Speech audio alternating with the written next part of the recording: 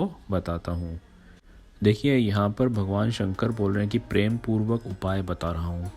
भगवान हनुमान जी का स्वभाव बहुत ही चंचल है, खुशनुमा है। वे हमेशा प्रसन्न रहते हैं।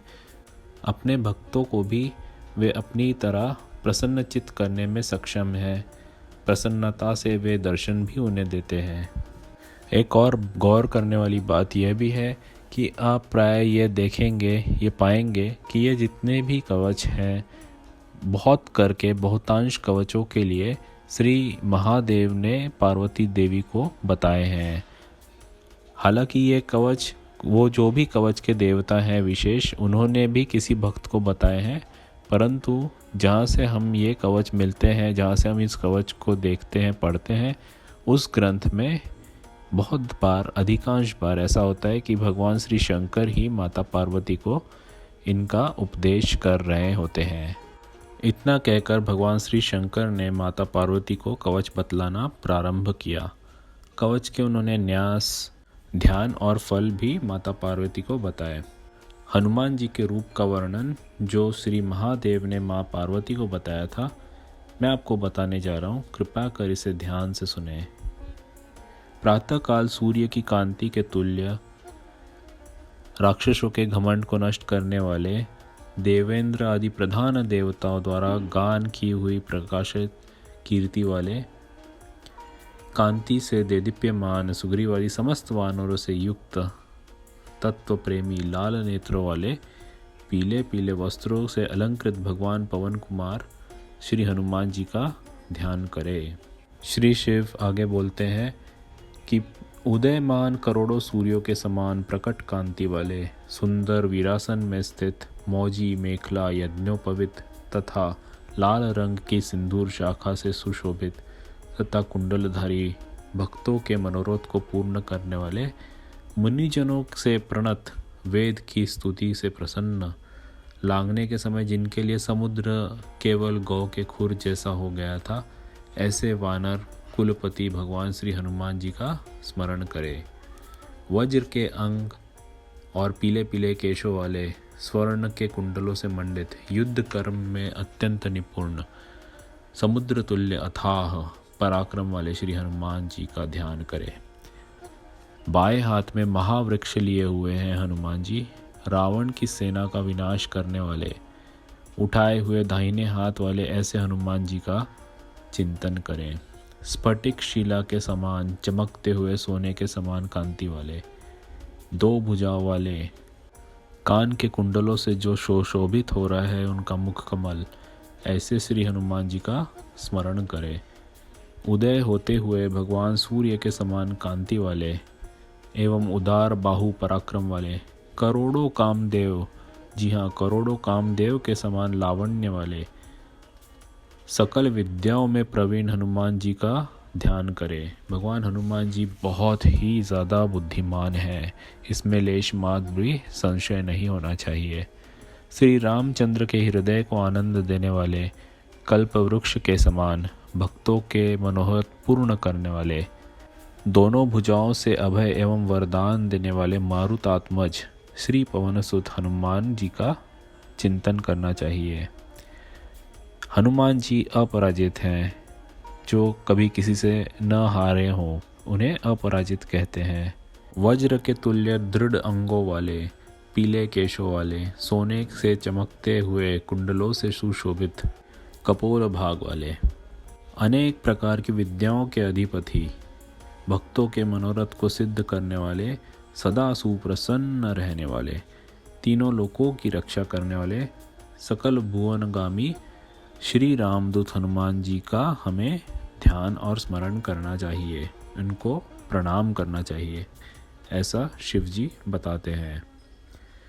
जिनकी पूंछ के केश ऊपर को उठे हुए हैं, गाढ़े बादलों के समान विस्तृत भीम मूर्ति श्री रामचंद्र के चरण कमलों में भ्रमर के समान परिवृत होने वाले तत्वज्ञानी, सुप्रसन्न चित्त वाले भगवान श्री हनुमान जी का हमने ध्यान करना चाहिए। वाम भुजा में शत्रुओं के लिए भय को धारण करने वाले, निज कंठ के पास संलग्न पर्वत को दाहिनी भुजा में लिए हुए स्वर्ण के वर्ण के समान कांतिमान चमकते हुए हनुमान जी का ध्यान करना चाहिए। फिर श्री शंकर जी ने पार्वती से कहा कि इस प्रकार श्री विभीषण ने श्री रामचंद्र से बार बार पूछने पर इस कवच का आख्यान सुना। विभीषण ने भी फिर इस कवच का पठन करके स्वयं को परम धन्य माना। अनेकानेक स्तुतियों से श्री हनुमान जी की पूजा करते गए श्री विभीषण। वे भी श्री हनुमान जी की प्रसन्नता करते न रुके। मन के समान शीघ्रगामी, वायुतुल्य वेगशील, जितेंद्रिय, बुद्धिमानों में श्रेष्ठ, वानरों के समूहों में सर्वश्रेष्ठ, वातात्मज श्री रामदूत हनुमान जी का वे सदा सर्वदा स्मरण करते हुए कवच का पाठ करने लगे। कवच को सुनने के लिए डिस्क्रिप्शन में दी गई लिंक पे आप क्लिक करें। यूट्यूब में यह कवच मैंने पहले ही डाल रखा है जो संस्कृत में है, जिसे आप सुन सकते हैं। श्री राम जी के द्वारा फिर इस कवच को भगवान विभीषण को बताया गया और फिर विभीषण जी ने इस कवच का पठन करके स्वयं की रक्षा की। ऐसा श्री शिव जी ने माता पार्वती को बताया। आइए हम देखते हैं इस कवच की फलश्रुति। जो कोई विद्वान प्राणी इस कवच का पठन करता है वह पुरुष श्रेष्ठ भोग और मोक्ष का प्राप्ति होता है। वह त्रिकाल या 1 काल या 3 मास तक इस कवच का अगर पाठ करता है तो वह क्षण भर में समस्त शत्रुओं को रण में जीत कर परम शोभा प्राप्त करता है। यदि कोई व्यक्ति अर्धरात्रि में जल में स्थित होकर इस कवच का 7 बार पाठ करता है तो भगवान भोले कहते हैं कि उसका क्षय, अपस्मार, मृगी, हिस्टीरिया, कुष्ठ, कोढ़ एवं तीनों तापों का कायिक, वाचिक और मानसिक से विनिर्मुक्त होना निश्चित है।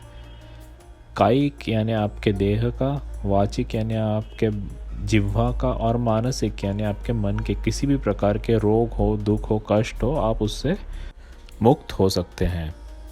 जो व्यक्ति शनैश्चर को यानी सैटरडे के दिन पीपल के वृक्ष की मूल में स्थित होकर पढ़ता है वह अचल श्री यानी अचल लक्ष्मी को प्राप्त करता है।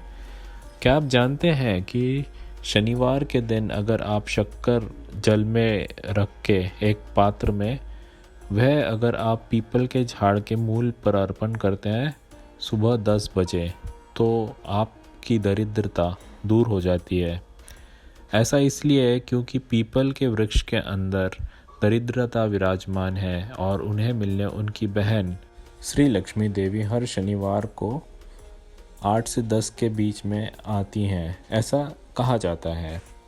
तो प्रातः काल में अगर आप पीपल वृक्ष पर जलाभिषेक करें जिसमें शर्करा युक्त हो जल में तो वह बहुत ही उत्तम माना गया है। श्री राम पुनः विभीषण से कहते हैं कि विवाह में, जुआ खेलने के अवसर में, उत्सव में या किसी और कार्य में अगर आप हनुमान कवच पहले पढ़ते हैं तो आपको अतुल लक्ष्मी प्राप्त होती है। भूत बाधाओं से आपको मुक्ति दिलाने में यह हनुमान कवच सक्षम है, इसमें कोई संशय नहीं है। अगर आप किसी भी कार्य के लिए कहीं पे भी बाहर जाना चाहते हैं तो उसके पहले आप अवश्य ही हनुमान कवच का पठन करें, आपको लाभ होगा। आपके साथ चीटिंग कभी नहीं होगी। अगर आपको कोई फंसाना भी चाहता होगा तो वह चाह कर के भी, प्रयत्न करके भी नहीं ऐसा कर पाएगा और आप जहाँ जा जाएंगे आपको अतुल लक्ष्मी प्राप्त होगी। अगर कोई अल्प खाने वाला व्यक्ति इस कवच का 10 बार पठन रात्रि में करता है तो वह मनुष्यों में विजय प्राप्त करता है तथा उसके उग्र शत्रु या अस्त्र शस्त्र से जो भी कुछ बाधाएं उत्पन्न होगी उससे वह बच जाता है। वह मनुष्य जिसे किसी प्रकार की ग्रह बाधा है या ग्रहों से किसी प्रकार का भय है, ग्रह आपके बराबर न हो कुंडली में, तो आप इस हनुमान कवच का अवश्य पाठ करें, आपको बहुत ज़्यादा फायदा होगा। इस कवच को भोजपत्र के ऊपर लिखकर, त्रिगंध की स्याही से लिखकर, अगर आप पंचधातु, सप्तधातु या त्रिधातु में लिखकर गले में पहने उसे, या बाहुमूल में या कंठ में धारण करें या सिर पे भी अगर उसे धारण करते हैं तो वह व्यक्ति समस्त कामनाओं को प्राप्त कर लेता है। ऐसा श्री राम जी ने कहा है और यह वचन अत्यंत सत्य है। इस प्रकार भगवान शिव जी ने माता पार्वती से हनुमान कवच का वर्णन किया। माता पार्वती भी इस कवच को सुनकर प्रसन्न हो गई। इस प्रकार से शिव और पार्वती के संवाद के रूप में श्री ब्रह्मांड पुराण में नारद जी और अगस्त्य मुनि के संवाद रूप में श्री रामचंद्र द्वारा प्रोक्त किया हुआ श्री हनुमान कवच संपूर्ण होता है। दोस्तों, आपको कवच रहस्य कैसा लग रहा है? लिख भेजें हमें कमेंट बॉक्स में। हमें आपके कमेंट्स का इंतज़ार होगा। आपका कल्याण हो। धन्यवाद।